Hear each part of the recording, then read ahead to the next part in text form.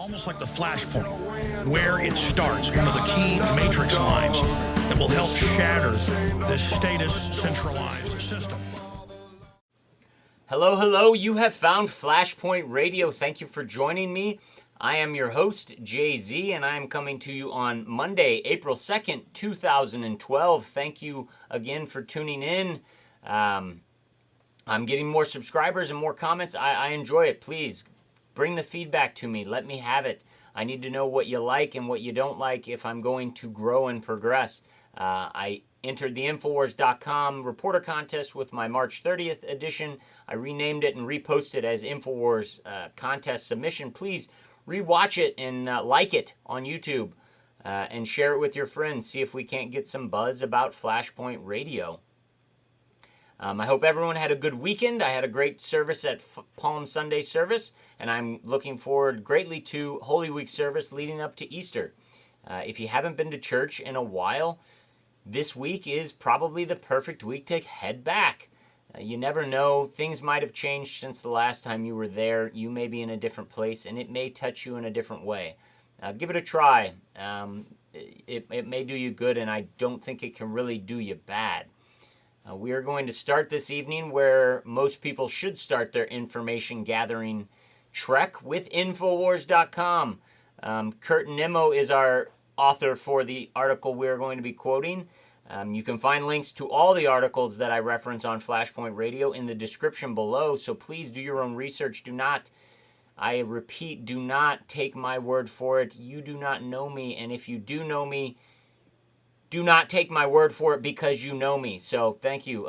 Check the links. Do your own research, please. Supreme Court rules strip searches okay for minor offenses. So when the Supreme Court is dealing with health care, Obamacare late last week, they also deal with other cases. And in a 5-4 vote, the Supreme Court ruled that it is permissible for jailers to strip search people arrested and jailed on minor offenses, even if they have not violated the law. Do you understand what that means? Think about it. Yes. If you get picked up for a DUI or, an unpaid parking ticket or some sort of misdemeanor or anything, and you get booked and you get taken to a jail, well, they can strip search you. Yep. And it comes from this case about Albert Florence, who was strip searched following his arrest on a warrant for an unpaid parking ticket, or an unpaid fine. It doesn't say parking ticket. Unpaid fine. In fact, the fine had been paid, and it is not a crime in New Jersey where this took place to not pay a fine. It's an administrative fault. It's not a crime. It's not in the criminal code, so it can't be enforced through the criminal code. He didn't receive a hearing. He was in jail for 6 days. He got strip searched twice. And the Supreme Court upheld the state's right and the police or the prison's right to strip search this man. And it affects us all because when a Supreme Court decides on one case, it trickles down to all the cases. So think about that next time you get put in the handcuffs and you get taken away. If they strip search you, you got nothing to say, because guess what? They have Supreme Court ruling that upholds that, so they can get inside your body and they can look all up and down you if you just go to jail for some minor offense. And that's the America we live in. No, of course this isn't Nazi Germany. This is not Hitler's regime. Give me a break, people. This doesn't make any sense. What's happening in this country? Do you not get it? Do you not understand? What are you following here? Moving right along. Now we're dealing with cell phone tracking of the local police departments. Local police departments are now getting in the routine business of tracking cell phone data and phone call usage. In the January of this year, the Supreme Court ruled that a law enforcement agency cannot use a GPS tracking locator to track a suspect without a warrant, which was a victory for civil liberties and lovers of privacy and liberty. But it didn't specifically deal with cell phones, so cell phones are still open game. The New York Times had a great piece They do some good work. You have to look for the propaganda in them, as always. But their headline is, "Police are using phone tracking as routine tool." They quote, "One police training manual describes cell phones as the virtual biographer of our daily activities." And is it not? I don't disagree with that statement. I just don't feel very safe when a police officer or a manual training police officers is talking about our daily activities. Sovereign citizens, citizens who are otherwise not breaking any laws, but on suspicion from, might be able to be tracked. The ACLU is fighting this. They don't always fight good battles, but when they do fight good battles, please support them. Do not just get on the opposite side of them for some past reason or some past defense they made. They're pretty good. Not great, not the best, but they're pretty good at defending our civil liberties. This article goes on to talk about how cell phone carriers are now charging fees, and they have a menu or a catalog of fees ranging from $200 to $2,200 depending on how the agency wants to track. And remember, this is local agencies, not the federal government. The federal government did this in the Patriot Act. They can do it already. They don't care. This is the local government looking at Big Brother going, hey, if Big Brother can track people, I can track people. And remember, the Patriot Act was for terrorism. These people are tracking people for who knows what. In California, it states state prosecutors advise local police departments on ways to get carriers to clone a cell phone in order to download text messages while the phone is off. So, turning your phone off does nothing to your privacy. Because guess what? It's called the cloud system. That cool thing they say, which is the cloud, it's automatic download of your information to an off-site, to a third-party site, or to the carrier's site, where it can be accessed by government agents. Yes, that's right. That's why it's done. That's what the cloud system for. If your files, if your information was only on your computer, they couldn't get to you. They couldn't see your information. The cell carriers and the internet providers couldn't just sell your information if it was contained on your hard drive. So guess what? Your information is not yours. If you're using a computer or a cell phone, in Ogden, Utah, when the sheriff's department wants information on a cell phone, it leaves it up to the carrier to determine what the sheriff must provide.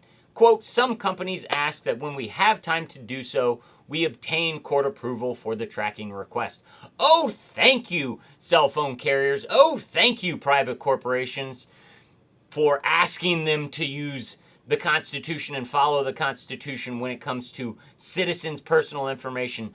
Thank you for sometimes making authorities follow the Constitution. Give me a break. It is your information. Nobody deserves to know who you're calling. You're not a criminal. Innocent until proven guilty. Remember, it's in the Constitution. These cell carriers have special law enforcement liaison teams, for Christ's sake. It's a new market. It's a new business. It has its own new employees. Your sons and daughters are probably going to school to be cell phone information law enforcement liaisons for cell phone companies. You get it? That's what you're paying your kids to go to college for, is to spy on you. Give me a break. And, the best part about it, all you neocons, all you people that, think you're conservative, this started under George W. Bush. After the September 11th, the Patriot Act allowed the National Security Agency to eavesdrop on phone calls, all phone calls of terrorism suspects, which the government decides who's a terrorism suspect. And this is the best part. Clashes over the program's legality led Congress to broaden the government's eavesdropping power in 2008. So, backlash from the public saying, you can't do that, government, caused the government to say, okay, I'll change the law so I can do that. Do you get that? In 2008. That is before Barack Obama. You can't blame this on Barack Obama. Our government said, guess what? We're going to change the law so it fits you. Remember what the judge and the prosecutor in my local case said? I'll amend the charge so it fits. Because we can do that. This is what's happening in your country. This is what they're doing to your rights. These are your rights. They are given to you by God, not by the government. We basically hire the government to protect those rights. Do you get that? That's what the government's for, not to give you a damn thing. Government is not supposed to give you anything. Security should come personally at home. Now, if an army is trying to get across Mexico, yes, I agree the government should probably step in and fix that.